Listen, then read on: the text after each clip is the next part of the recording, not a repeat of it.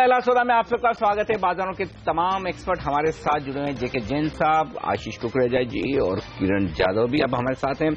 और बाजारों के खुलने की तैयारी, फटाफट एक बार नजर डाल दें अंतर्राष्ट्रीय बाजारों पर किस तरह का माहौल एशिया में है इस वक्त। स्ट्रेट टाइम सिंगापुर के बाजार है 1.25% नीचे, कोरिया 0.5% नीचे, हांगकांग में 1.25% का नुकसान। अरे तो कमजोरी बढ़ती दिख रही है भाई, सारे के सारे और गिर रहे हैं।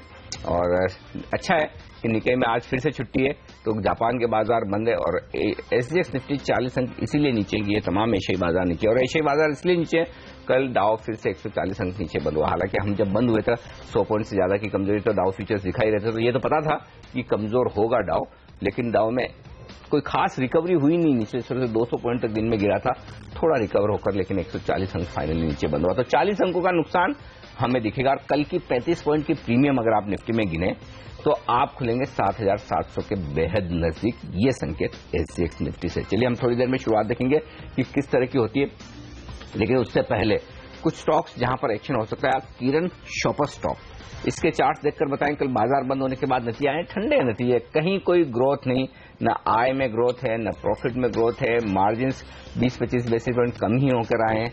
चार्ट क्या करें, भी वही कह रहे हैं, कुछ होने वाला नहीं है अनिल जी। एक रेंज में ट्रेड करता नजर आ रहा है। बेस्ट केस सिनेरियो 410-415 का रेजिस्टेंस है और निचले स्तरों में करीबन 370 का सपोर्ट है। उसी रेंज में ट्रेड करता नजर आएगा। कुछ खास नहीं है तो मैं अवॉइड लिस्ट में ये नाम रखूंगा। जैन साहब, हमने देखा ओवरनाइट यूरोप के मार्केट्स में दबाव देखने को मिला और वहां पर रियो टिंटो जैसे share, Glencore, BHP built-in, Anglo American 6 से 12% तक लुढ़के हैं। मेटल में कौन से शेयर आपको सबसे ज्यादा कमजोर लगते हैं यहाँ पर?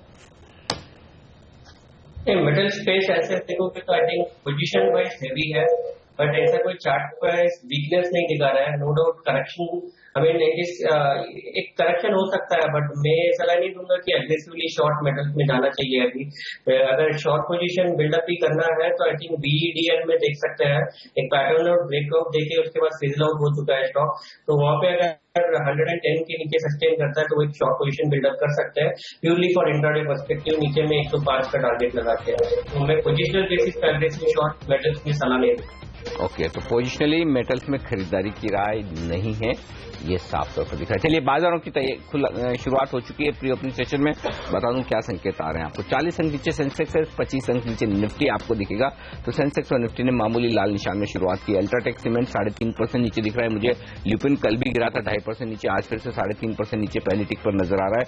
और स्टॉक्स जो मजबूत है, अदानी पोर्ट 2.5%, एसबीआई 1%, सन फार्मा 1%। टाटा स्टील 0.25% नीचे है।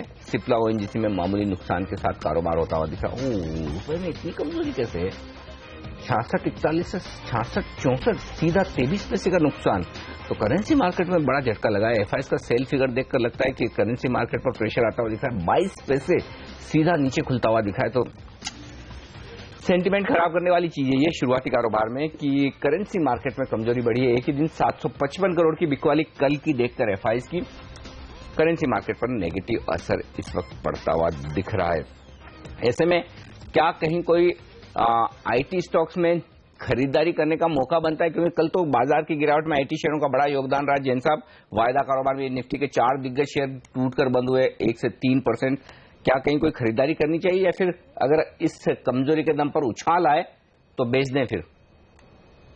नहीं, मेरे हिसाब से आईटी काफी वीक है एज ए सेक्टर। अगर देखोगे तो सीएनएक्स आईटी भी अपना 200 डे मूविंग एवरेज के नीचे क्लोज दिया है, तो क्लियरली इंडिकेट कर रहा है दबाव आईटी में सबसे ज्यादा है। आई डोंट थिंक तो रूपी के वीकनेस की वजह से इसमें कोई सिग्निफिकेंट अपमूव देखने को मिलेगा। अगर बाई चांस मिलता है तो मेरे हिसाब से अच्छा अपॉर्चुनिटी होगा शॉर्ट पोजीशन बिल्डअप करने के लिए। ओके, और आईटी सेक्टर पर सर आपकी क्या राय है आशीष जी, ये बताइए। गार्टनर की रिपोर्ट्स भी हम कल देख रहे थे, कुछ बयान सुन रहे थे, वो कह रहे हैं कि थोड़ी मुश्किल बढ़ सकती है जिस तरह से इलेक्शन का दौर चल रहा है यूएस में। क्या व्यू रखते हैं आप आईटी सेक्टर पर? देखिए, जिस तरीके से रिजल्ट्स आए और so only flash in the pan was Infosys, but I think कहीं ना कहीं वो भी अपना एक मूव ले चुका है। सो ओवरऑल अगर आप व्यू लेना चाहें तो एक स्टेटमेंट बोलता हूं कि आने वाले 6 महीने तक मुझे नहीं लगता ये सेक्टर परफॉर्म करेगा। और उसके बियॉन्ड अगर आपको परफॉर्मेंस दिखती है तो this one of those sector where you are expecting a 15-20% kind of maximum upside in this financial year. So definitely थोड़ा रुकना चाहिए अभी इस सेक्टर में और थोड़ी गिरावट की इंतजार करनी चाहिए। फिर कुछ चुनिंदा स्टॉक्स अगर आपको अपने पोर्टफोलियो में आईटी की प्रेजेंस कंपलसरी रखनी है तो फिर आप उसमें एंट्री ले सकते हैं। And top of the charts are Wipro and Infosys. ये है इंटरेस्टिंग रुझान आईटी शेयरों पर। आज आने वाले नतीजों में एक और स्टॉक जो एक्शन में है, कल कमजोर बाजार में वो था कैस्ट्रॉल। कैस्ट्रॉल पर वायदा कारोबार में जेके जेन साहब कोई ट्रेड बनता है नतीजों के पहले या फिर अवॉइड है? नहीं, ओवरऑल अगर चार्ट पैटर्न देखें तो आई थिंक काफी हद तक स्टॉक वीक था, एक पुल बैक रैली दिया है, तो मेरे को नहीं लगता है pull back rally significantly sustain होगा। तो I would not suggest to take any position before result. Generally I think ये स्टॉक में उतना ओपन इंटरेस्ट बिल्डअप देखने को नहीं मिलता है, तो मेरे हिसाब से वोलेटिलिटी काफी ज्यादा रहेगी बेस्ड ऑन रिजल्ट, तो मेरे हिसाब से दूरी रहना बेटर होगा इस टाइम। ऑलराइट, चलिए तो ये रहा कैस्ट्रॉल पर। लेकिन अब वक्त हो गया है उस चीज का जिसका आपको बेसब्री से इंतजार रहता है। जी हाँ, जैकपॉट शेयर जानने का।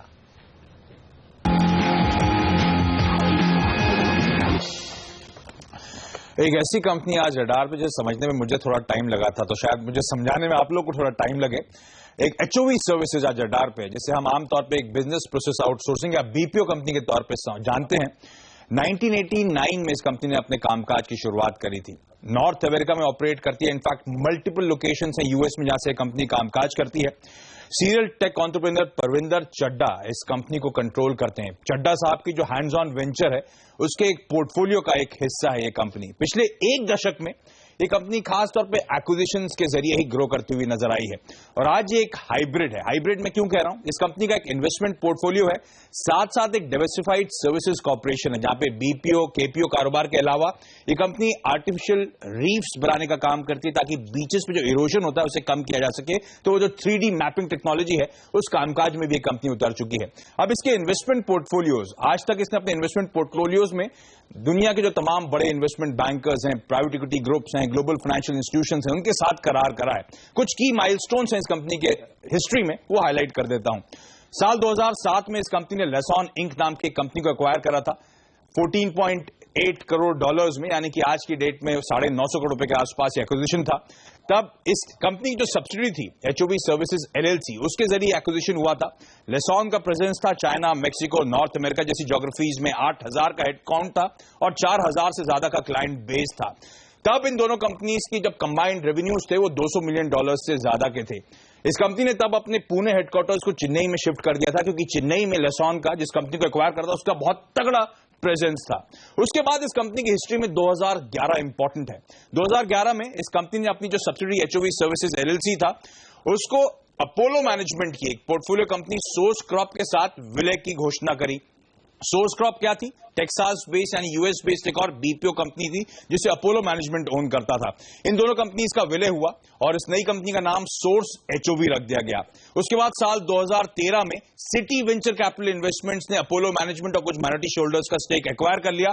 तब एचओवी सर्विसेज के साथ साथ सिटी इस नई कंपनी सोर्स एचओवी के प्रमोटर्स बन गए।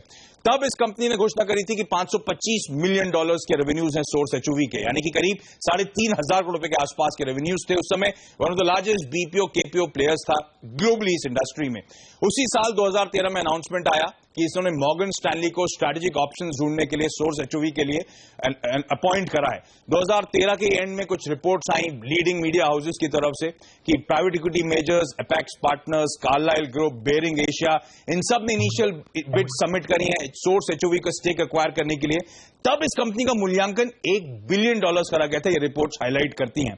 उसके बाद साल 2014 में इस कंपनी जो प्रमोटर्स हैं, पेरेंट्स हैं हैंड्स ऑन वेंचर्स, उनकी एक और ग्रुप कंपनी थी, पोर्टफोलियो कंपनी थी बैंक टेक, उसके साथ सोर्स एचओवी का विलय कर दिया गया। उस टाइम पे सिटी ने एग्जिट कर लिया और 2014 में ही खबरें आई कि इस कंपनी के जो प्रमोटर्स हैं वो एचओवी सर्विसेज का जो स्टेक है सोर्स एचओवी में वो एक्वायर कर रहे हैं। महज $95 मिलियन में ये स्टेक एक्वायर करने की बात करी गई थी। लकीली साल 2015 में खबरें आई कि प्रमोटर्स ऐसा कुछ नहीं करने वाले, वो स्टेक एक्वायर नहीं करेंगे। इस बीच ध्यान रखें, कुछ इंपॉर्टेंट बात आपको बता दूं, मूडीज इन्वेस्टर सर्विसेज ने इस कंपनी को जो सोर्स एचओवी बीपीओ था जिसमें इसका स्टेक है, उसे डाउनग्रेड करा था। हालांकि एक नॉच डाउनग्रेड करा गया था, B2 से B3 कर दिया गया था।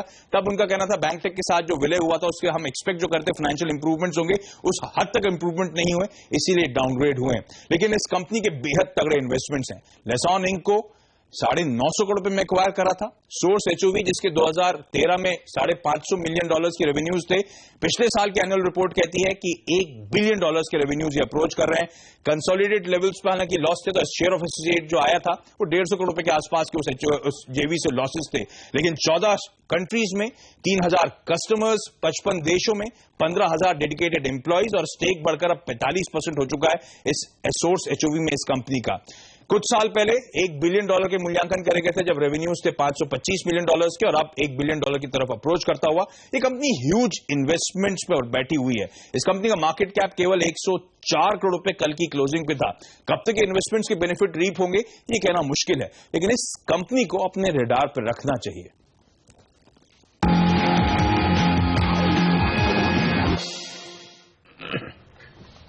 एचओवी सर्विसेज ये है स्टॉक जैकपॉट, और आप देख सकते हैं प्री ओपनिंग सेशन में 11% ऊपर नजर आ रहा है। ये शेयर अच्छी तेजी के साथ कारोबार करता हुआ नजर आएगा आपको इस वक्त। तो ये एक स्टॉक है जिस पर आपकी नजर जरूर रहनी चाहिए, लेकिन आपकी नजर उन तमाम 20 शेयरों पर भी रहनी चाहिए जो आज देंगे आपको ट्रेडिंग करने का डायरेक्शन। कौन से हैं वो टॉप स्टॉक्स और क्या करें आप, तेजी या मंदी, देख लेते हैं स्टॉक 2020 का पूरा अपडेट।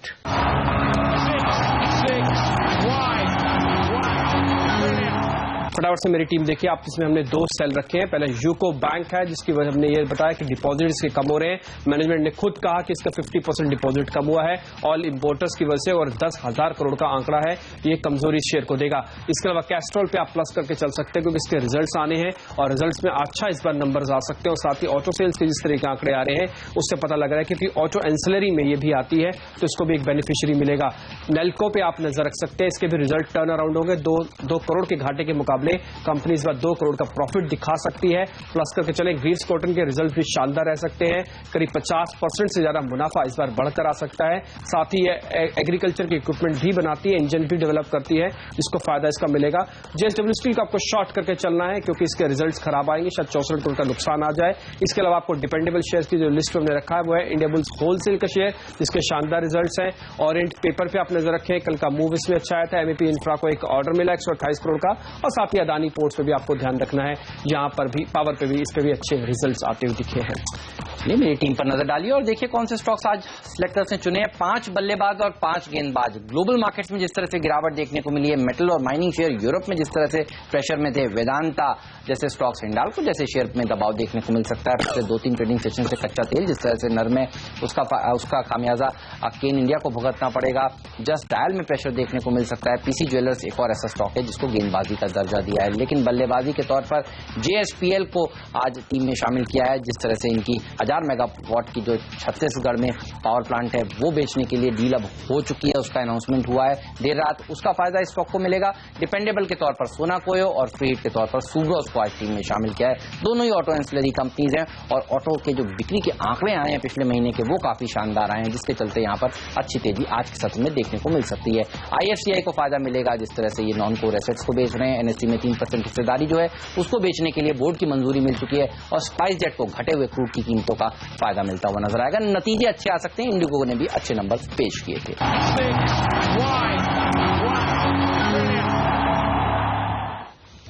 चलिए तो ये तमाम ऐसे स्टॉक्स हैं जो आज आपको अच्छा मुनाफा इंट्राडे में कमाकर देने का दमखम रखते हैं, लेकिन इस समय आप देखिए 18 अंक नीचे जाकर सेटलमेंट हुआ है सेंसेक्स का प्री ओपनिंग ट्रेड में और 22 अंक की गिरावट के साथ निफ्टी खुलेगा। इस तरह के संकेत मिलते हुए 7724 के आसपास शुरुआत हो सकती है। जिन कंपनियों ने खराब नंबर्स पेश किए हैं उनको थोड़ा पनिशमेंट सुबह सुबह मिल सकता है। एल्स्ट्रॉम TND जैसे स्टॉक्स देखिए 4-5% की कमजोरी के साथ खुलेंगे। टीवीएस मोटर के लिए आज फिर मुश्किल का दिन हो सकता है। कल की गिरावट के बाद आज थोड़ा और नरम खुलने के संकेत ये शेयर दे रहा है। हिंडाल्को जैसे शेयर नरम खुलेंगे। यूको बैंक, आईसीआईसीआई बैंक आज फिर से गिरावट दिखा सकता है और आईसीआईसीआई बैंक पर राय लेना चाहता हूं आशीष आपकी। जिस तरह से ये शेयर देखिए लगातार कमजोरी के साथ कारोबार कर रहा है, कई लोग ने खरीदा ये शेयर, अच्छी रिकवरी इसने दिखाई थी और अब फंसा हुआ फील कर रहे हैं। नतीजों के बाद से ये फिर से देखिए नीचे की तरफ चल चुका है। क्या राय रखते हैं आप आईसीआईसीआई बैंक पर? मुझे भी आशीष जितना बहुत लंबा बोलना पड़ेगा आईसीआईसीआई बैंक के ऊपर, because it's such a wide view on the banking sector. But 2-3 चीजें इंपॉर्टेंट है हेमंत यहाँ पे कि अब एसेट का कंसर्न जो है वो जितना हो सकता था इन बैंक्स में अब आ गया है. We need to understand that now. ये नंबर्स जो आप रिकग्नाइज कर रहे हैं लेकिन बुक्स में नहीं ले रहे, एनालिस्ट वो नंबर्स डाल देते हैं और वो नंबर डालने के बाद आईसीआईसीआई 210-215 के लेवल पे एक अच्छा स्टॉक बन जाता है. लेकिन like we were talking some time back कि अब रिजल्ट्स के बाद पनिशमेंट कम मिलेगी, आपको एप्रिसिएशन ज्यादा मिलेगी. मार्केट ऐसे जोन में आ गया, मार्केट अब अगले 2 साल देख रहा है, 1 साल नहीं देख रहा है. और अगले 2 साल 500 रुपए वाला आईसीआईसीआई आप 225-230 रुपए पे देखते हैं, तो obviously you know that somewhere बस यही है कि अब फोकस एसेट रिकवरी से पे जा रहा है और ग्रोथ पे नहीं जा रहा है. तो 1-2 क्वार्टर देखने पड़ेंगे. आई थिंक 210-215 पे आईसीआईसीआई लॉन्ग टर्म बायर को डेफिनेटली बाय करना चाहिए. लॉन्ग टर्म का बाय बनता है ये आईसीआईसीआई बैंक में लॉन्ग टर्म के लिहाज से. लेकिन एक और स्टॉक जो नतीजों के दम पर बड़े एक्शन में दिख रहा है वो है बीएसएफ, जो 7% मजबूत दिख रहा है. इस स्टॉक पर भी नजर रखिए. मुनाफे से नुकसान से मुनाफे में आई, लेकिन ये जान रहे हैं कि यहाँ पर एक्स्ट्रा ऑर्डिनरी इनकम 35 करोड़ की है, वो प्रॉफिट बढ़ाती हुई नजर आई. और साथ ही ये भी ध्यान रखें कि यहाँ पर टैक्स 0 है, यानी कि इन्वेंट्री में जो बदलाव हुआ है उसी की वजह से मुनाफा आता हुआ दिखा है. यानी कि ऑपरेशनल परफॉर्मेंस दमदार है. तो 7% ऊपर खुलने के बाद थोड़ा सावधान रहें इस स्टॉक में, ये ध्यान रखना जरूरी है. मोरारजी टेक्सटाइल एक और स्टॉक है जो 8% ऊपर खुल रहा है यहाँ पर अच्छे नतीजों के दम पर. एल्स्टॉम टीएनडी 5% नीचे खुलने की संकेत देता हुआ. टीवीएस मोटर कल की गिरावट को और आगे बढ़ाएगा, ये राय आती दिख रही है. और हिंडाल को शायद आपने टीम में शामिल किया था. बिल्कुल. तो हिंडाल को टॉप लूजर है इस वक्त निफ्टी पर 1.25 से 1.5% के नुकसान के साथ. ये स्टॉक आईसीआईसीआई बैंक 1% नीचे है. तो ये स्टॉक्स हैं जो आज प्रेशर बनाएंगे, लेकिन प्रेशर उतना नहीं है जितना एसजीएक्स निफ्टी पर दिख रहा था, क्योंकि अगर आप देखेंगे तो 20 अंक नीचे यहाँ पर सेंसेक्स दिख रहा है और 22 अंक नीचे निफ्टी दिख रहा है. तो बहुत ज्यादा कमजोरी है नहीं. ये इस वक्त रुझान आपके सामने. अदानी पोर्ट एक और स्टॉक जो आज निफ्टी का स्टॉक है, नतीजे के बाद 0.5% नीचे दिख रहा है. यहां पर भी नजर रखिए आज किस तरह का रुझान शुरुआती कारोबार में देखने को मिलता. तो ये स्टॉक्स हैं जो आपको दिखेंगे एक्शन में नतीजों के दम पर. नतीजों वाले कुछ और स्टॉक जो मैं देख रहा हूं, शॉपर स्टॉक 3% नीचे खुलता हुआ दिख रहा है आज के सेशन में. अदानी पावर जरूर 4% की मजबूती दिखा रहा है. तो अदानी पावर में नतीजों के बाद एक उछाल के साथ शुरुआत हो सकती है, लेकिन वैसी मजबूती अदानी पोर्ट में नजर नहीं आ रही जो अदानी पावर में दिख रही. तो अदानी पोर्ट के नतीजे समझाया जा रहा है कि अब भी जो कंटेनर वॉल्यूम्स है उसको लेकर शायद थोड़ी सी चिंताएं रहे, तो वो एक ट्रिगर होगा जहां पर आपको नजर रखनी चाहिए. चलिए शुरुआत करते हैं भारतीय बाजार की. और आप देख सकते हैं पहली टिक आपकी स्क्रीन पर आती है सेंसेक्स और निफ्टी पर शुरुआत लाल निशान में 75 अंक नीचे सीधा खुला है सेंसेक्स और अब लगभग 100 अंक नीचे. निफ्टी पर नुकसान हुआ है 30 अंकों का, 7,700 के बेहद करीब पहुंचता हुआ निफ्टी इस वक्त. तो कमजोर शुरुआत भारतीय बाजारों ने की और कमजोरी में 4% नीचे अदानी पोर्ट खुला है, सीधा 5% नीचे बेहद तेज कट आता हुआ दिख रहा है. तो काफी जबरदस्त गिरावट के साथ अदानी पोर्ट ने शुरुआत की है. हिंडाल को 2.25% नीचे, टाटा मोटर्स 2% नीचे, आईसीआईसीआई बैंक 2.5% नीचे और टाटा मोटर्स डीवीआर 1.5% नीचे, टाटा स्टील नीचे. तो मेटल्स दबाव बना रहे हैं, बैंक दबाव बना रहे हैं, क्योंकि आप देखिए एसबीआई, एक्सिस, ये तमाम बैंक, आईसीआईसीआई कमजोर खुलते हुए दिख रहे हैं. लेकिन अदानी पोर्ट सबसे तेज गिरावट दिखाता हुआ 5% नीचे. एनटीपीसी 1% ऊपर है और बजाज ऑटो में 0.5% की तेजी इस वक्त आपको देखने को मिलेगी. बाजार 7,725 के आसपास इस वक्त आपको नजर आएंगे. तो कमजोर शुरुआत की है बाजारों ने. आइए सेंसेक्स के बाहर क्या एक्शन है, बैंक निफ्टी पर नजर रखिए. बैंक निफ्टी पर यहां पर कमजोरी बनी है 0.5% के आसपास की. तो बैंक निफ्टी अब भी नुकसान के साथ ट्रेड करता दिख रहा है. 16,300 के नीचे बैंक निफ्टी फिसलता हुआ दिख रहा है. मिड कैप स्मॉल कैप शेयरों में भी यहां पर कमजोरी, अब 16,325 के आसपास बैंक निफ्टी आपको नजर आएगा. तो नुकसान वहां पर भी बरकरार है आपके लिए. तो ओवरऑल कमजोर शुरुआत. नतीजों के बाद आप देखिए किस तरह का रुझान दिख रहा है अदानी पोर्ट और अदानी पावर में. यहां पर नजर रख लीजिए. अदानी पोर्ट 6.5% का बड़ा कट आता हुआ दिख रहा है. यूको बैंक 4% नीचे, ये वायदा कारोबार के तमाम स्टॉक में आपको बता रहा हूं. जुबिलिएंट फूड 2.5% नीचे, कमिंस 3.5% नीचे. बड़ी मार पड़ती दिख रही. पीसी ज्वेलर्स, हेमंत आपने बिकवाली के लिए चुना था, मैं स्टॉक 2020 का अपडेट देख रहा था, 2% से ज्यादा का कट शुरुआती कारोबार में ही देखने को मिल रहा है. अदानी पावर और जेएसपीएल दोनों ये पावर से रिलेटेड स्टॉक, जेएसडब्ल्यू एनर्जी, तीनों ही स्टॉक मजबूत खुले हैं आज. बिल्कुल. और काफी सारे शेयर हैं जहां पर देखिए खबरों की वजह वजह से एक्शन देखने को मिल रहा है। IFCI के बोर्ड ने मंजूरी दी है कि 3% और हिस्सेदारी वो नेशनल स्टॉक एक्सचेंज में बेचेंगे, 2.5% मजबूत इसी खबर के दम पर ये शेयर दिख रहा है। इंडिया बुल्स रियल एस्टेट हर रोज देखिए पिछले 4-5 ट्रेडिंग सेशन से अच्छा प्रदर्शन दिखा रहा है। आज फिर मजबूती के साथ इस शेयर ने अपनी शुरुआत कर दी है और आप देखिए काफी सारे स्टॉक्स हैं जहां पर नतीजे आए हैं। इंसेक्टिसाइड्स इंडिया, यहां पर आयकर विभाग ने इनको एक टैक्स का नोटिस दिया है, 4% नीचे ये शेयर खुलता हुआ। शॉपर स्टॉप नतीजों के बाद 3% नर्म है। एल्स्टॉम TND देखिए नंबर्स के बाद कमजोरी के साथ ट्रेड करता हुआ आपको नजर आएगा और साथ ही जिस तरह से अनिल कह रहे हैं बार बार अडानी पोर्ट और SEZ देखिए ये सबसे बड़ा लूजर है, करीब 5% कमजोरी के साथ इस समय ट्रेड कर रहा है। टाटा मोटर्स की DBR ने कल अच्छा प्रदर्शन दिखाया था, लेकिन जिस तरह से जो US के नंबर्स आए हैं बिक्री के वो थोड़े से उत्साहजनक नहीं है आज, इसलिए देखिए यहाँ पर थोड़ा प्रेशर देखने को मिल रहा है। और IT शेयर आज भी कमजोर है। टेक महिंद्रा जैसे स्टॉक्स पर हमारे एक्सपर्ट्स कह रहे थे इसी शो में कि बिकवाली करनी चाहिए, आप देखिए करीब 1.5% नीचे ये शेयर भी आज खुला है। कल अच्छा प्रदर्शन भारती और आइडिया ने दिखाया था सेकंड हाफ में, जिस तरह से सरकार ने जो कॉल ड्रॉप वाला मामला है सुनने के बाद जो फैसला है उसको रिजर्व किया था, एक अच्छी रैली देखने को मिली थी आज, लेकिन थोड़ा सा दबाव में ये दोनों शेयर भी खुलते हुए। और PSU बैंक्स देखिए, SBI, इनके नंबर सब आगे आने वाले हैं, वो कमजोरी के साथ ट्रेड कर रहे हैं। ICICI बैंक जिसका जिक्र हम कुछ देर पहले कर रहे थे, आज फिर करीब 2% की गिरावट के साथ ये शेयर खुलता हुआ। HOV सर्विसेज आज का जैकपॉट स्टॉक 7-7.5% की मजबूती दिखा रहा है। BASF अभी भी 5% मजबूत है। MEP इंफ्रा जिसको एक ऑर्डर मिला है राजस्थान में टोल कलेक्शन करने का, 4% मजबूती ये शेयर दिखा रहा है। डेन नेटवर्क भी मजबूत है, करीब 2.5% की तेजी यहां देखने को मिल रही है। समीर मनचंदा की कंपनी है और खबरें हैं, रिपोर्ट्स हैं कि सिटी केबल्स जो सुभाष चंद्रा जी की कंपनी है वो इसको खरीद सकती है। सिटी केबल्स पर भी नजर रखिए, 1.5% मजबूती के साथ ये शेयर भी इस समय ट्रेड करता हुआ। खबरों के दम पर एक्शन है। ऑटो एंड स्टॉक्स अच्छा प्रदर्शन दिखा रहे हैं। देखिए सुब्रॉस करीब 1% ऊपर, सोना कोयो 1% मजबूती के साथ, गैब्रियल में 0.5% की तेजी है। तो ये पैक काफी मजबूती के साथ आज के सत्र में कारोबार कर रहा है। कमजोर बाजार में ऑटो एंसिलरी स्टॉक्स अच्छा प्रदर्शन दिखाते हुए। बिल्कुल, तो कहीं कहीं तो थोड़ी बहुत खरीदारी हो रही है, तेजी हो रही है। पावर स्टॉक्स में जैसा हम बात कर रहे थे वहां पर थोड़ी खरीदारी होती दिख रही है। वो इंडेक्स हरे निशान में भी अभी तक बना हुआ है। और कोई एक्शन? इसके अलावा ऑटो स्टॉक्स भी देखिए मजबूत है अनिल। हीरो मोटोकॉर्प 0.5% मजबूत, बजाज ऑटो में तेजी देखने को मिल रही है। आइशर मोटर 0.5% मजबूत है।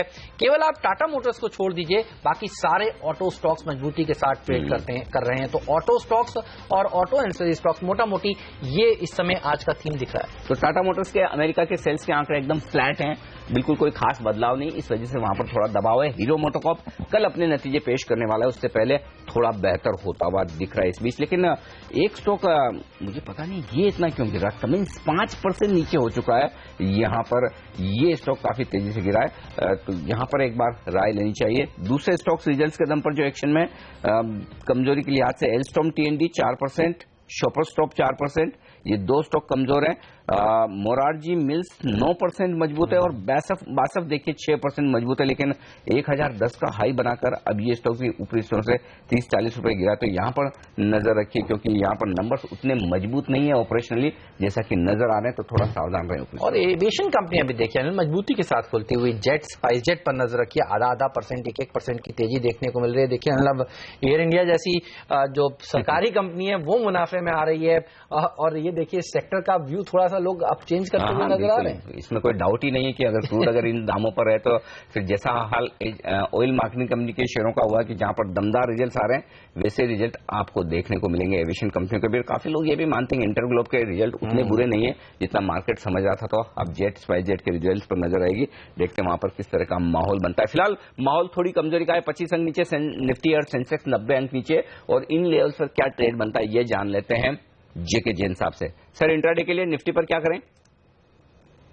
I would wait for a pullback. अगर pullback के 7760, 7750 के आसपास स्पॉट आता है तब वहां पे देख के मैं शॉर्ट पोजीशन बिल्डअप करूंगा, rather than aggressively 7700 के सपोर्ट के पास शॉर्ट बिल्ड करने के। अच्छा, अगर 7700 बाई चांस ब्रेक कर देता है तो वहां पे एक कॉल ले सकते हैं शॉर्ट पोजीशन बिल्डअप करने के लिए, बट क्लोज टू 7700 में शॉर्ट करने के लिए सलाह नहीं दूंगा।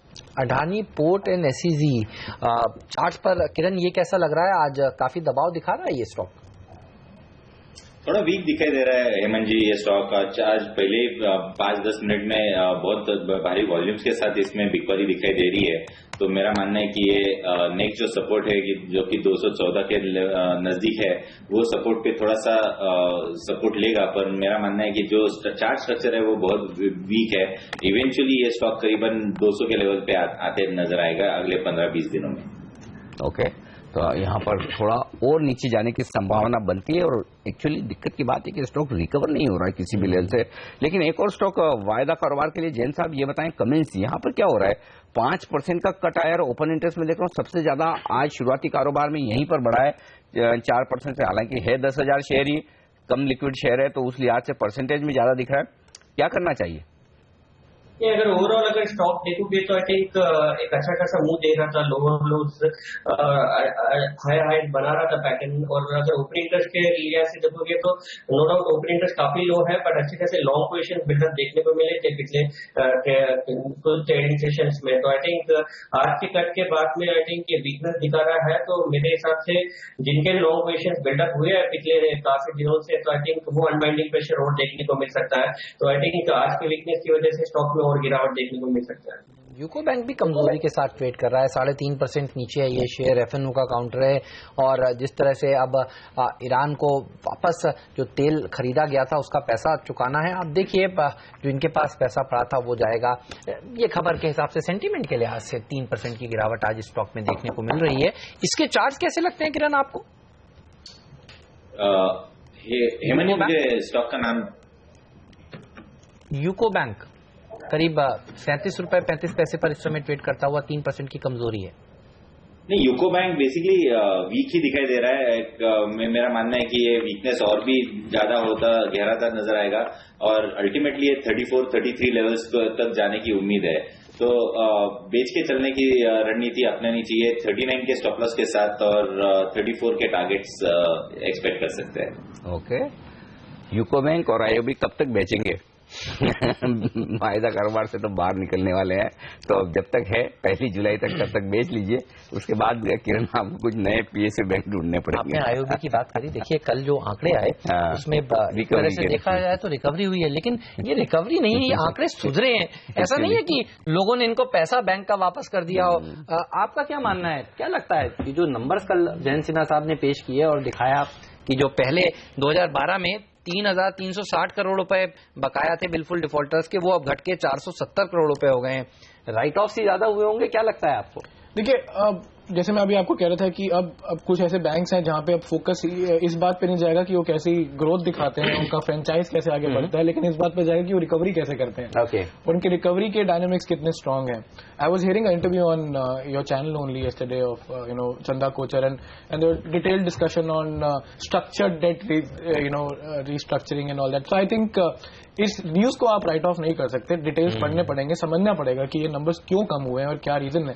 सो आई थिंक कुछ ऐसे बैंक्स में जहां अगर ये न्यूज आगे बढ़ती रही, रिकवरी और तेज होती रही, तो आपको बहुत वाइल्ड मूव्स देखने को मिल सकते हैं आप साइड पे, क्योंकि ये बहुत इंपॉर्टेंट फैक्टर है जो प्ले कर रहा है इन बैंक्स पे अभी। तो अभी भी इन बैंक्स में मुश्किल वाला मामला है, तो दिक्कत वाली बात है। आज आईसीआईसीआई बैंक देखिए फिर से दबाव बनाता दिख रहा है बाजार पर।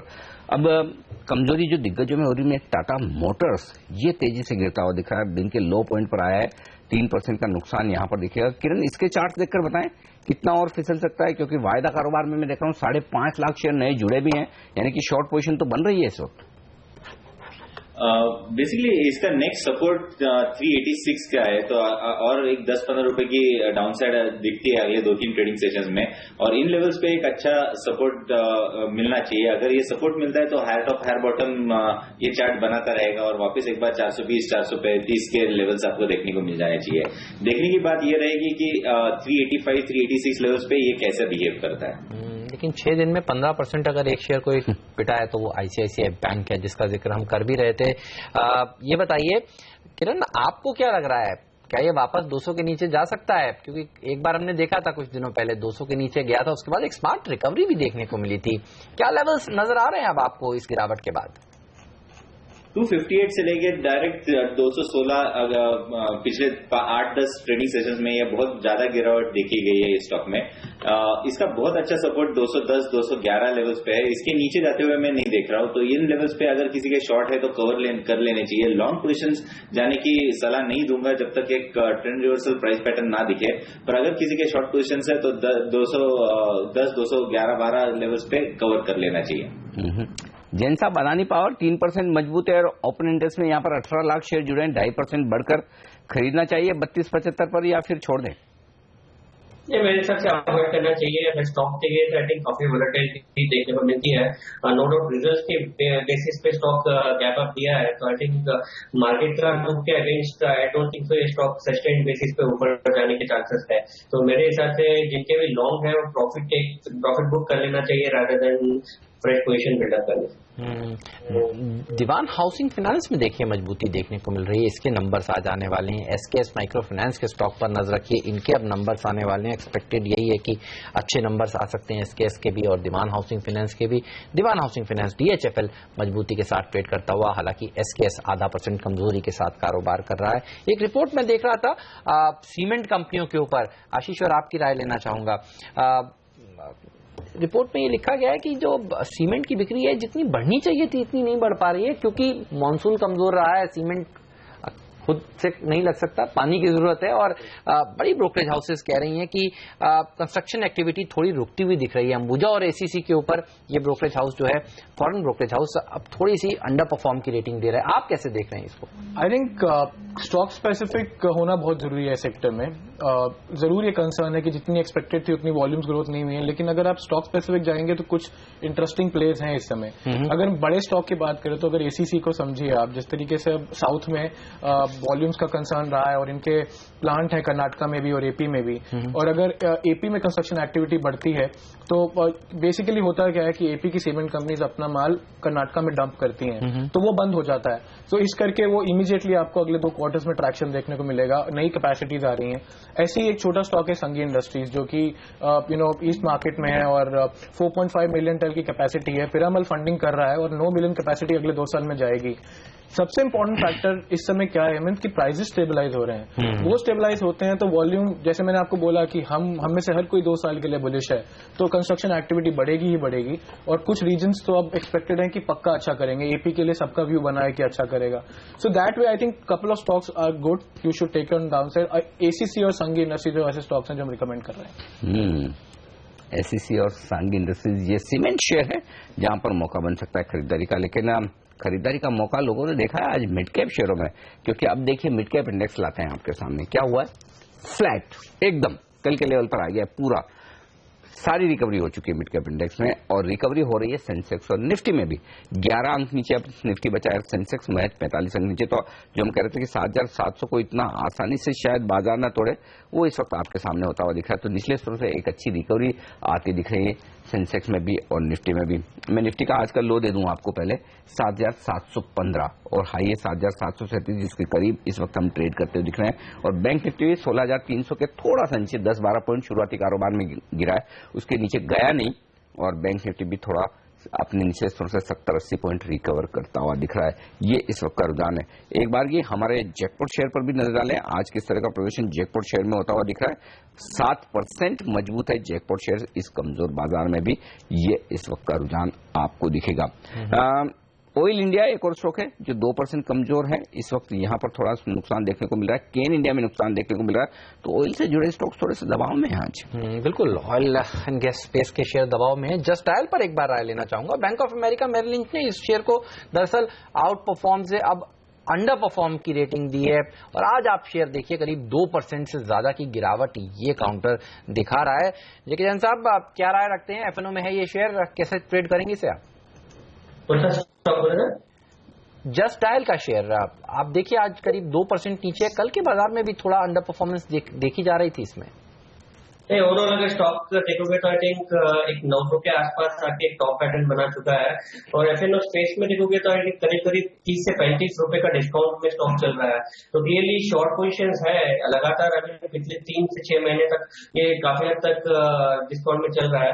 नीचे से जो 400 लेवल से पुल बैक दिया है, आई थिंक वो फिजल आउट हो रहा है 910 के आसपास। आई थिंक नीचे के स्तर पे स्टॉक स्लिप हो सकता है 765 770 लेवल, स्पॉट लेवल के हिसाब से बता रहा हूँ, जो कि 730 फ्यूचर्स लेवल तक देखने को मिल सकता है। तो मेरे हिसाब से यहाँ पे शॉर्ट पोजीशन बिल्डअप कर सकता है। 755 का लक्ष्य उन्होंने कर दिया है, 770 के लक्ष्य से जो उनका था उसको घटाकर, तो यहाँ से काफी नीचे के लेवल्स जस्ट डायल पर Bank of America Merrill Lynch channel देता हुआ आज। इस सिस्टम पे क्या होगा पता नहीं, लगातार नीचे ये मतलब अब सारे एफआईएस के डाउनग्रेड आ रहे हैं इस पर। तो जिन लोगों ने सोचा था कि ये एक अलग तरह के बिजनेस मॉडल वाला महंगे हाई पी मल्टीपल वाला स्टॉक है, उनको नुकसान जरूर होता हुआ दिख रहा है। आशीष, निकाल देना चाहिए पोर्टफोलियो से बाहर? देखिए काफी टाइम से यही व्यू बनाया है कि जस्ट डायल अभी प्रोडक्ट बेस्ड जो कंपनीज हैं, इतना जबरदस्त कंपटीशन आ रहा है स्टार्टअप से, हर चीज का वर्टिकल बन गया है।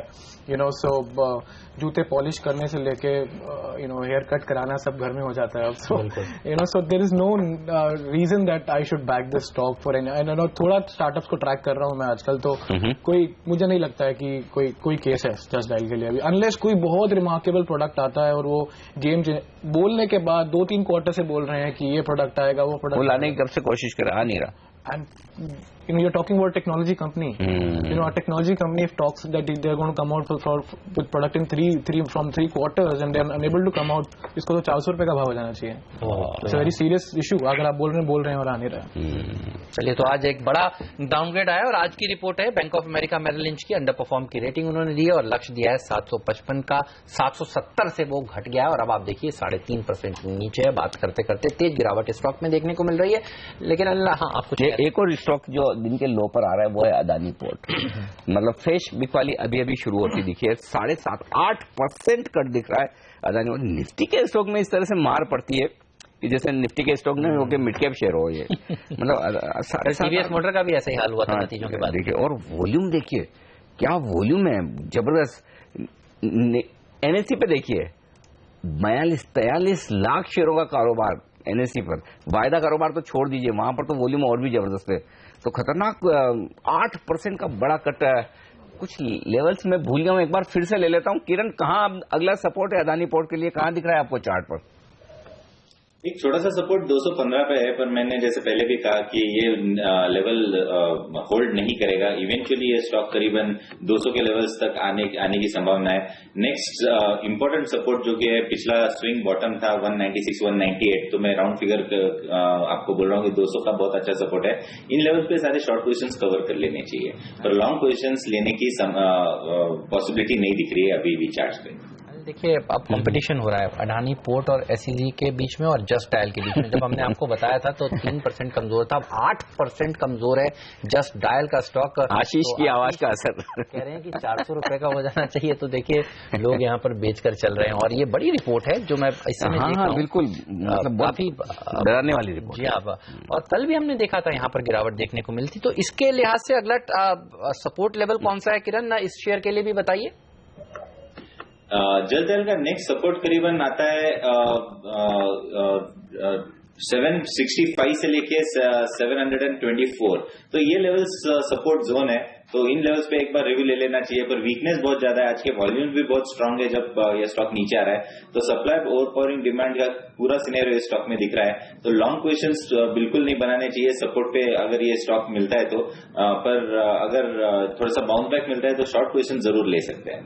आप देखिए, ये है कैश का मार्केट का स्टॉक जो हम भाव इस समय दिखा रहे हैं, लेकिन अगर आप इसे एफएनओ में देखें तो आप पाएंगे 8.5% कमजोर है और कैश और एफएनओ के बीच में आप डिफरेंस देखिए कितना बड़ा है। 730 का भाव आपको ये शेयर दिखा रहा है एफएनओ में, और आप देखिए अब 9% कमजोर है। एफएनओ में सबसे ज्यादा गिरने वाला शेयर जस्ट डायल का हो गया। एक्चुअली ये कैश में से एफएनओ में बहुत डिस्काउंट में चल रहा है। तो जो आशीष बता रहे हैं और जो हम कब से बात कर रहे हैं, एक्चुअली हो क्या रहा है, लोग लगातार इसमें शॉर्ट बना रहे हैं क्योंकि और बेच कर चल रहे हैं। तो अब आप देखिए, आज भी कैश में गिरा है 58 रुपए और FNO गिरा है 72 रुपए, तो उससे आपको आइडिया लगेगा। एक और स्टॉक जो हमें नतीजे थोड़ा डिटेल में पढ़ा था, ऐसे on the face of it ऐसा लग रहा है BASF की नतीजे बहुत अच्छे आए, लेकिन यहाँ पर नतीजों को विस्तार में देखने के बाद ऐसा लग रहा है कि शायद थोड़ा सा मामला कमजोरी वाला दिख रहा है।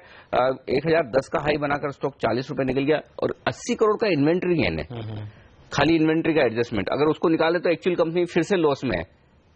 ये बड़ी इंटरेस्टिंग बात है। एक तो अगर आप देखेंगे कोई कंपनी अगर इतना प्रॉफिट बनाए, टैक्स ना भरे, हम कई बार देखते हैं कि डिविडेंड कितना दे रही, टैक्स कितना भरे, तो ये तो नतीजे कहाँ से मजबूत हुए?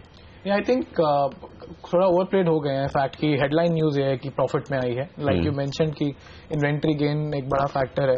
But I also feel Anil ji कि ये जो सेक्टर की कंपनीज हैं वो बहुत जल्दी स्टीम लूज नहीं करेंगी, क्योंकि अब आगे आने वाले टाइम में जो मानसून का फैक्टर है और other, I think most of these companies are kind of being little stable. So I think जरूर ये जो अभी एक रिएक्शन आया वो तो थोड़ा आई थिंक निकलेगा। वॉल्यूम भी आज भारी भरकम है, आप देखिए 1.25 लाख शेयर से ज्यादा का कारोबार NSE पर हो चुका है। एक चार्ट पर भी राय ले ली जाए, इसके स्टॉक पर क्या कहाँ है अब अगला सपोर्ट और क्या किसी के पास है तो भेज देना चाहिए। किरण, क्या राय देंगे आप? BSF एक बहुत बड़े गैप से साथ खुला और उसके बाद हम बिकवाली देख रहे हैं। मेरा मानना है कि आज ही आपको 930 के लेवल देखने को मिल जाने चाहिए। अच्छे वॉल्यूम के साथ ये आपको स्टॉक दिखाई दे रहा है, तो 930 के लेवल्स आज ही देखने को मिल जाने चाहिए। जो स्टॉक करीबन मिड अप्रैल से कंसोलिडेट करता नजर आ रहा था, उसी का बेस है 930, तो 930 के लेवल्स जब आते हैं तब एक बार रिव्यू ले लेना चाहिए। तो ये है इसका रुझान 920 तक आ जाने दें, उसके बाद देखेंगे 920 का मतलब तो स्टॉक फ्लैट हो जाएगा, मतलब जहां से चला वहीं पहुंच जाएगा। देखते क्या होता है। लेकिन आज के स्टॉक परफॉर्मर कमजोरी के लिहाज से तो जस्ट डायल 10% नीचे। हेमंत आपकी टीम में शामिल था? जी हाँ, हमारे सिलेक्टर्स कहते थे कि 822 का टारगेट है इस शेयर का। 722? जी हाँ, 722 आ गया, और आप देखिए वो आता हुआ दिख रहा है। ओहो, 10% नीचे का टारगेट हासिल हुआ है। अदानी पोर्ट को देखिए 8% गिरा है, जबरदस्त मार पड़ी। चलिए, हमारे तीनों एक्सपर्ट से विदा लेने का वक्त है। JK जैन साहब, किरण जाधव और साथ ही आशीष कुकरेजा। शुक्रिया आप सबका हमारे लिए वक्त निकालने के लिए और बाजार और तमाम स्टॉक्स पर अपनी राय देने के लिए। तो मिड कैप्स में एक्सीडेंट्स लगातार हो रहे हैं। जस्ट डायल अदानी पोर्ट को तो अब मिड कैप नहीं कहेंगे, हम निफ्टी का हिस्सा हो गया। तो कमिंस 4% नीचे। अदानी एंटरप्राइजेज नतीजे के पहले ये भी 2.5% लुढ़क गया है, तो यहां पर भी मार पड़ती हुई दिख रही है। आज जी एंटरटेनमेंट 2% नीचे हो चुका है, ये स्टॉक भी। तो काफी स्टॉक्स ऐसे हैं जहां पर बड़ा कट देखने को मिल रहा है। हेमंत, बिल्कुल अब प्रेशर में है। आप देखिए मिड कैप इंडेक्स अब क्योंकि काफी दिग्गज हैं जो दबाव बना रहे हैं, और टाटा मोटर्स की DVR में भी अनिल देखिए आप 3% की गिरावट देखने को मिल रही है। डाबर जैसे शेयर अब दूसरे दिन लगातार कमजोर होते हुए नंबर्स आने के बाद एक अच्छी तेजी यहां पर देखने को मिली थी, और आज यहां पर भी थोड़ा प्रेशर देखने को मिल रहा है। वेदांता और दूसरे मेटल शेयर हिंडाल्को जैसे देखिए 2% कमजोरी के साथ ट्रेड इसलिए कर रहे हैं क्योंकि विदेशी मार्केट्स में हमने देखा यूरोप के बाजार में Rio Tinto, Glencore, BHP built-in, even Anglo American जैसे स्टॉक्स में दबाव ही देखने को मिला था। ओके, तो ये है राय इन तमाम शेयरों पर एक्शन और अपडेट के लिहाज से। लेकिन अब हमारे साथ कार्यक्रम में शामिल हो रहे हैं एडलवाइज सिक्योरिटीज में इंस्टीट्यूशनल इक्विटी के हेड निश्चल माहेश्वरी जी। निश्चल जी, बाजार पर आपसे राय लूं उससे पहले एक बार चूंकि रिजल्ट सीजन गर्म है उसी पर राय लेना चाहता हूं। जो अब तक नतीजे आ रहे हैं दिग्गजों के ठीक दिख रहे हैं, मिड कैप के कमजोर हैं, क्या ऐसा कुछ रुझान बन रहा है? ऐसा लग रहा है अनिल जी, क्योंकि अगर आप देखेंगे तो सारे जो निफ्टी 50 के रिजल्ट्स आए वो काफी एक्सपेक्टेड से थोड़े बेटर ही हैं, चाहे बैंकिंग के रिजल्ट हों या कि IT के रिजल्ट हों, सबके सब एक्सपेक्टेशन से बेटर आए। आप थोड़ा मिड कैप्स में अभी थोड़ा स्ट्रेन नजर आने लगा है, पर कंजम्पशन में देखेंगे जो कुछ रिजल्ट आए हैं, चाहे वो गोदरेज कंज्यूमर है या कि CCL प्रोडक्ट है या मरिको है, तो कंजम्पशन के रिजल्ट वापस अच्छे आ रहे हैं। वॉल्यूम ग्रोथ भी है उनके संग, मार्जिन एक्सपेंशन अभी भी चल रहा है। तो आई थिंक मिक्स्ड बैग है, ऐसा नहीं बोलूंगा कि मिड कैप सारे ही खराब रिजल्ट आ रहे हैं। सर, प्राइवेट सेक्टर बैंक्स के नंबर्स आपको कैसे लगे जो अब तक आए हैं, और यहां पर क्या व्यू बन रहा है? प्राइवेट सेक्टर बैंक्स में ये जो करंट क्वार्टर में अगर उन्होंने लॉसेज लिए हैं या कि एक्स्ट्रा प्रोविजन किया है, स्पेशली ICICI ने, ये थोड़े एक्सपेक्टेड लाइंस पे ही था। ICICI का प्रोविजन हैज बीन एक्स्ट्रा, इसके लिए आपका प्रॉफिट सडनली गिरा हुआ दिखता है। पर I think the most important part जो उन्होंने किया है कि दोनों एक्सिस और ICICI जिनके दो बैंक्स पे कंसर्न था प्राइवेट सेक्टर में, दोनों ने पूरा अपना डिस्क्लोजर कर दिया है और वो disclosure I think in case of Axis तो एक्सपेक्टेशन से बेटर ही था स्ट्रीट के, whereas in case of ICICI it was more less close to the expectation. तो आई थिंक दोनों स्टॉक्स में काफी डिस्क्लोजर हो चुका है और स्ट्रीट ने एक बार एस्टिमेट बना दिए कि अगले 2 साल में कितना उनको क्रेडिट कॉस्ट लेनी पड़ेगी, और इस हिसाब से आई थिंक लगता है कि worse is behind in both the stocks. Okay, तो प्राइवेट बैंक में अब ज्यादा घबराने की जरूरत नहीं है। इंटरेस्टिंग राय निकल कर आ रही है, क्योंकि अभी तक तो लोग ये सोच रहे थे कि बड़ी चिंता की बात है, लेकिन पीएसयू बैंक्स पर भी क्या फिर यही रुझान है, यही मानेंगे आपकी ज्यादातर एनपीए जितने आने थे बाहर आ चुके हैं, या फिर अब जो सरकारी बैंकों के रिजल्ट की शुरुआत होने वाली है वहां फिर से झटके लगेंगे? पीएसयू बैंक्स में अभी भी मेरे को इतना स्ट्रांग व्यू नहीं है कि पीएसयू बैंक्स में भी worse is behind us, but अगर हम देखें तो प्राइवेट सेक्टर बैंक से ये तो कह सकते हैं कि वर्स इज बिहाइंड अस शायद पीएसयू बैंक्स में भी हो जाएगा, लेकिन कितना बड़ा उनका स्ट्रेस बुक है, जैसे आईसीआईसीआई और एक्सिस ने क्लियरली डिस्क्लोज कर दिया कि उनका स्ट्रेस असेट कितना बड़ा बुक है, जो आरबीआई ने अभी तक 150 कंपनी का डिस्क्लोजर लिया है, वो नंबर आई थिंक पीएसयू में शायद एक्सपेक्टेशन से काफी बड़ा हो सकता है। सर आप देखिए एफआईआई ने जिस तरह से कल भारतीय बाजारों में कैश मार्केट में बिकवाली करी, एफएनओ में लगातार हम देख रहे हैं पिछले कुछ ट्रेडिंग सेशन से उनकी बिकवाली जारी है। क्या इमर्जिंग मार्केट में सेलिंग प्रेशर है इसलिए भारत में भी बिकवाली हो रही है, या कोई और वजह लगती है आपको? वही है बेसिकली, जो पूरी की पूरी रैली भी अगर देखेंगे जनवरी या फरवरी से चालू हुई, पूरी मार्च के थ्रू रैली हुई है, वो भी इमर्जिंग मार्केट्स में संग में ही आई है, और वही संग में वापस रिवर्सल ऑफ रैली टाइप की चीज हो रही है, जो कि बैंक ऑफ जापान ने जब वो इंटरेस्ट रेट फर्दर कट नहीं की तो वो स्टिमुलस जैसे ही नहीं आया वो ही दिन से I think risk of rally वापस चालू हो गई, और तब से हम देख रहे हैं कि चाहे वो ऑयल के प्राइसेस हों जो अब मोरलेस फ्लैटिश होकर घटना शुरू हो गए हैं, या कि कमोडिटीज के प्राइसेस हैं, और वैसे ही ईटीएफ के फ्लोज भी रिवर्स होना शुरू हुए हैं। ओके, तो ये रहा है। एक और सेक्टर जो अभी मंथली सेल्स नंबर्स दे चुका है और कुछ कंपनियों के नतीजे भी आ चुके हैं, ऑटो, यहाँ पर क्या राय बन रही? क्योंकि एक और तो ये डीजल कार पर बैन का मामला काफी लंबा होता हुआ दिख रहा है, मुश्किल में पड़ती दिख रही है। दूसरी बात ये कि नंबर्स में भी थोड़ा बहुत मिक्स से नंबर्स आ रहे हैं। कल हमने देखा टीवीएस मोटर्स नंबर्स के बाद तेजी से गिरा। आपकी क्या राय है टू व्हीलर स्टॉक्स पर और साथ ही फोर व्हीलर्स और कमर्शियल व्हीकल्स पर?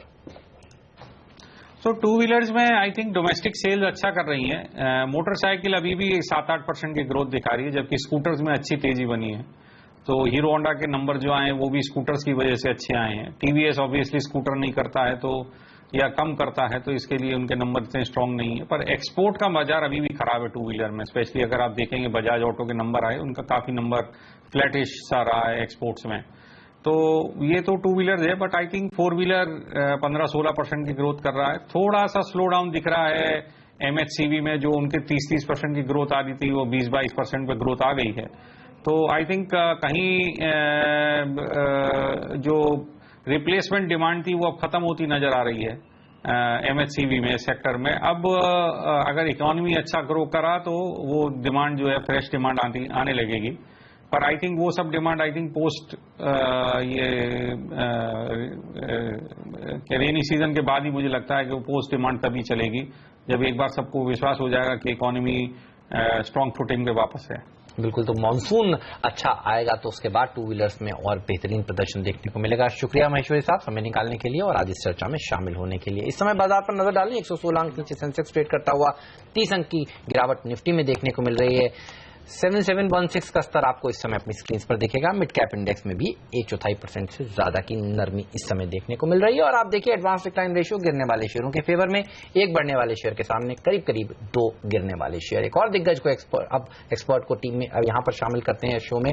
हमारे साथ एचडीएफसी सिक्योरिटीज के हेड ऑफ सेल्स पराग ठक्कर साहब जुड़ चुके हैं। ठक्कर साहब, स्वागत है आपका सीएनबीसी आवाज पर।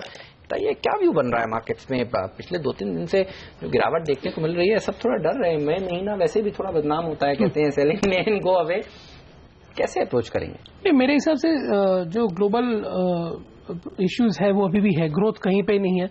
और यूरोप की करेंसी अप्रिशिएट होकर 1.15 चली गई है। जापान की करेंसी बिकॉज स्टिमुलस नहीं दिया उन्होंने तो वो अप्रिशिएट कर रहे हैं। तो येन कैरी ट्रेड रिवर्स होने का एक डर है कि अगर 105 के नीचे चला गया तो जो येन कैरी ट्रेड पूरे वर्ल्ड में चल रहा है वो अनवाइंड हो सकता है। तो ऐसे ग्लोबल अनसर्टेनिटीज तो 100% है। और ऐसे में दूसरा एक प्रॉब्लम यह है कि मार्केट में सारी पॉजिटिव चीजें काफी प्राइस्ड इन हो चुकी थी, जैसे कि good monsoon was also priced इन। और जो भी अच्छे शेयर्स है, हाई क्वालिटी शेयर्स है, लिक्विड शेयर्स है, वो एफआई की खरीदी की वजह से काफी रिजनेबली वैल्यूड हो चुके थे, जैसे कि अल्ट्राटेक है, इंडसइंड है, कोटक बैंक है, जो बहुत ही अच्छे सेक्युलर स्टॉक्स है, वो फेयरली वैल्यूड हो चुके थे। नियर टर्म पर्सपेक्टिव से उसमें बड़ी अपसाइड नहीं बना सकते अनलेस एंड अनटिल मानसून का एकदम पक्का हो जाए कि मानसून सही। अभी भी डाउट है क्या सर? सर ऐसा है कि जब तक आ नहीं जाए तब तक you can not build it 100% के। ठीक बात। तो थोड़ा सा वो एक प्रॉब्लम है मार्केट में, इसलिए अपसाइड मैं कहूंगा कि काफी कैप्ड है। हाँ, हालांकि अगर monsoon really it plays out जो IMD ने बोला है अबव एवरेज, उस हिसाब से अगर आ गया तो डेफिनेटली यहाँ से और लंबी अपसाइड्स होगी और फिर यही स्टॉक्स अगेन बाय बन जाएंगे। तो प्रॉब्लम यही है कि एक तो हाई क्वालिटी स्टॉक्स जो है वो थोड़े से मतलब उसमें जगह नहीं बची है बहुत ज्यादा तेजी की, और ग्लोबल कंसर्न्स अभी भी चल रहे हैं। ग्लोबल चिंताएं हैं और ज्यादातर पॉजिटिव खबरें डिस्काउंट है। लेकिन जिस एक पॉजिटिव खबर की बात आप करें मानसून की, चलिए हम आएगा तब देखेंगे कैसा आता है। तो फर्ज करें जैसे कि उम्मीद है कि अच्छा मानसून आएगा, वैसा है तो फिर और अपसाइड बनेगी या वो भी डिस्काउंट है? नहीं, डेफिनेटली अगर उससे पहले ग्लोबली एक करेक्शन आता है और रीजनेबल वैल्यू में स्टॉक्स मिलते हैं तो डेफिनेटली बहुत अच्छा मौका मिलेगा इन्वेस्टर्स को लेने का, जिन्होंने ये तेजी मिस की है या तो जिनको लंबा इंडिया में 3-4 साल के व्यू से इन्वेस्टेड रहना इक्विटीज में। अगर करेक्शन नहीं आता है ग्लोबली और अगर मानसून सही आता है और समझो यही भाव रहते हैं, फिर भी अगर मानसून मेरे हिसाब से अगर टाइम पे हिट कर गया और पैन इंडिया हो गया तो डेफिनेटली ये भाव से भी काफी अच्छे पैसे बन सकते हैं। बिकॉज अभी तो जो इकोनॉमी हम देख रहे हैं वो सिर्फ रोड कंस्ट्रक्शन, पावर ट्रांसमिशन, 2 या 3 लीवर्स पे चल रहा है। बिल्कुल। जब फार्मर्स के हाथ में पैसा आएगा, रूरल इनकम बढ़ेगी तो ऑलराउंड कंजम्पशन डिमांड भी आएगी और फिर रूरल हाउसिंग की वजह से सीमेंट या फॉर बैंकिंग सेक्टर के लिए भी काफी अच्छी आवश्यकताएं होगी।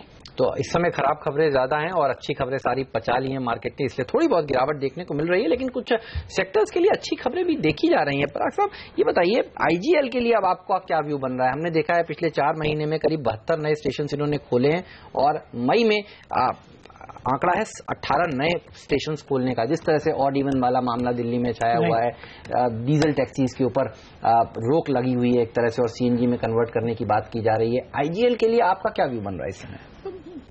जब ये शुरू हुआ था तब IGL का भाव करीबन 440-450 था और तभी भी मैंने यही इंटरव्यू में बोला था कि ये शेयर काफी अच्छा है।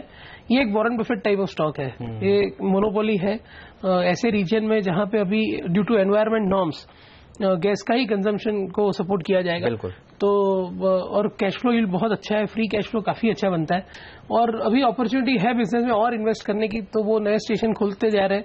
तो मेरे हिसाब से एक सेक्युलर स्टोरी है, इसमें कोई ज्यादा मुझे रुकावट नहीं दिख रही है। तो ये काफी अच्छा स्टॉक है अगर कोई भी डिप में as a long term story, जैसे मैं पावर ग्रिड हमेशा रिकमेंड करता हूँ, ये भी एक तरीके की यूटिलिटी है। हालांकि इसमें गवर्नमेंट का कोई फिक्स कैप नहीं है मार्जिन पे या ROE पे, जो पावर ग्रिड में 15.5% का ROE है।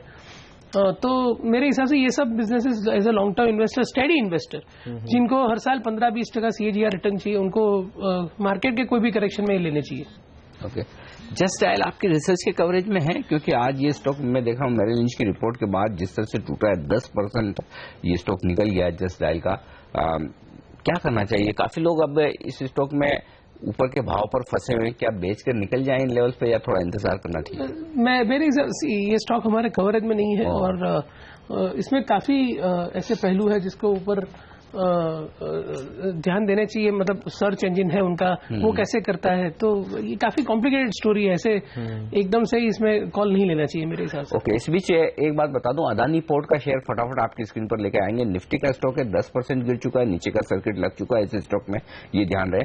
निफ्टी के स्टॉक में 10% से ज्यादा गिरावट होते ही सर्किट लगता है और कुछ सेकंड्स बाद वो सर्किट खोला जाता है। वो सर्किट अब खुल चुका है, 10.25% नीचे अब स्टॉक हो चुका है। तो अडानी पोर्ट पहला सर्किट हिट करता हुआ आज का।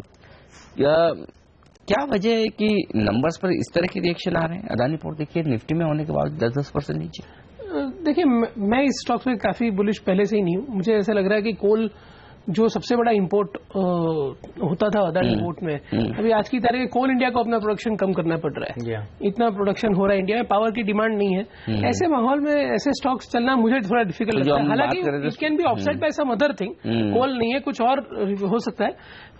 बट तो आप ये कह रहे हैं कि वॉल्यूम ग्रोथ को लेकर चिंता है थोड़ी? कोल रिलेटेड, बाकी कोई चीज में ग्रोथ हो भी सकता है, मैंने देखा नहीं है। But generally because coal was a large portion, तो मेरे हिसाब से अगर कोल में डोमेस्टिक कोल नहीं बिक रहा है, ऐसी सिचुएशन, हालांकि वो शॉर्ट टर्म हो सकती है, आगे जाके ये सिचुएशन हल हो सकती है।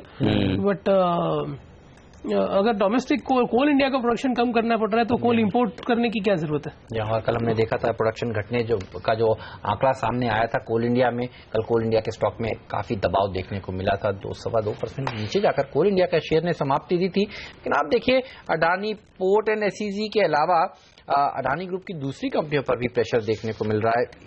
अडानी स्टॉक्स में एक अच्छी रैली देखने को मिली थी। अडानी एंटरप्राइज देखिए जिसके नतीजे आज आने वाले हैं, ये शेयर भी अब 5.5% कमजोर है। तो नजरें होंगी किस तरह से ये कंपनी अपने नतीजे पेश करती है।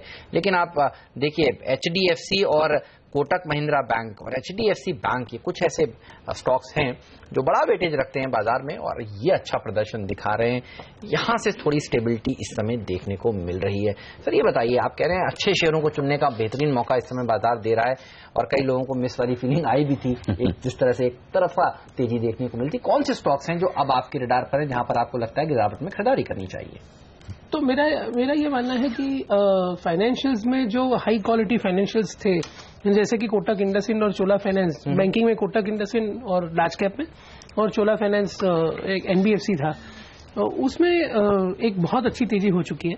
तो अभी मैं दूसरे फाइनेंशियल स्टॉक्स जो हाई क्वालिटी फाइनेंशियल जिसको बोलते हैं, भले साइज कम हो बट उनके NPS काफी कम है, जैसे कि सिटी यूनियन बैंक और सुंदरम फाइनेंस, ये दो शेयर मैं ऐसे रिकमेंड करना चाहूंगा जिसमें मैनेजमेंट काफी अच्छा है, बुक एकदम क्लीन है, ग्रॉस NPA नेट NPA आज सुंदरम फाइनेंस का व्हीकल फाइनेंस के बिजनेस में होते हुए ग्रॉस NPA 2%, नेट NPA 1% है। उन्होंने बुक ही नहीं ग्रो की थी ज्यादा जब टाइम खराब चल रहा था। अभी उनके पास कैपिटल है, 18% कैपिटल एडिक्वेसी रेशियो है, तो अभी उनके पास पूरा मौका है, जब इकोनॉमी टर्न अराउंड करेगी, मॉनसून अच्छा आएगा तो एक्सेलेरेटर दबाने का और अच्छी तरह से बुक ग्रो करने का। और प्लस उनकी 27% बोरोइंग बैंक से है, जो बेस रेट कट के साथ उनकी बोरोइंग कॉस्ट घट जाती है, और पूरी की पूरी 100% लैंडिंग है वो फिक्स रेट पे है, तो उनके मार्जिन भी बढ़ेंगे जी। तो एक तरफ AUM ग्रोथ होगा 12 से 15% और एक तरफ मार्जिन इंप्रूवमेंट होगा। प्लस उनकी सब्सिडरीज इतनी सारी है, उसमें वैल्यू काफी है, जैसे कि रॉयल सुंदरम इंश्योरेंस है, सुंदरम म्यूचुअल फंड है, Sundaram BNP Paribas home finance company है, जो रेपको जितनी ही बड़ी कंपनी है, 150 करोड़ का प्रॉफिट करती है, तो उसकी वैल्यूएशन है। तो सब्सिडरीज की वैल्यूएशन को निकाले तो काफी रिजनेबल वैल्यूएशन पे 2.3 टाइम बुक पे मिल रहा है, with one of the best and cleanest managements. और प्लस कॉमर्शियल व्हीकल साइकिल अच्छी चल रही है, उनकी 7% of the book construction equipment है, जो अभी इतने रोड्स बनेंगे तो कंस्ट्रक्शन इक्विपमेंट भी तेजी आएगी। ट्रैक्टर उनकी 5% ऑफ द बुक है, ट्रैक्टर में भी डेफिनेटली मानसून अगर अच्छा है तो काफी लीवर्स है ग्रोथ के और मार्जिन एक्सपांशन के, और काफी अच्छा सुलझा हुआ मैनेजमेंट है। तो ऐसे स्टॉक्स अगर लॉन्ग टर्म के लिए कोई इन्वेस्ट करे तो मेरे हिसाब से काफी फायदा होगा। चलिए, तो यहाँ पर है खरीदारी की राय। बहुत बहुत शुक्रिया सर आपका हमारे लिए वक्त निकालने के लिए। और बाजार इस बीच 100 अंक नीचे सेंसेक्स पर, पहला सौदा में आज के लिए इतना ही। लेकिन हमारे साथ जुड़ चुकी हैं प्रियंका, जो लेकर आएंगी कमोडिटी बाजार की ओपनिंग भी और आपके तमाम सवालों के जवाब भी। प्रियंका बताइए कहां पर नजर है आपकी? Good morning. Good morning Hemant. सोने की चमक फीकी पड़ी हुई है, तो समझिए हमारे कमोडिटी बाजार के एक्सपर्ट के साथ कि क्या ये गिरावट और बढ़ेगी, क्या करें आप इस ब्रेक के बाद।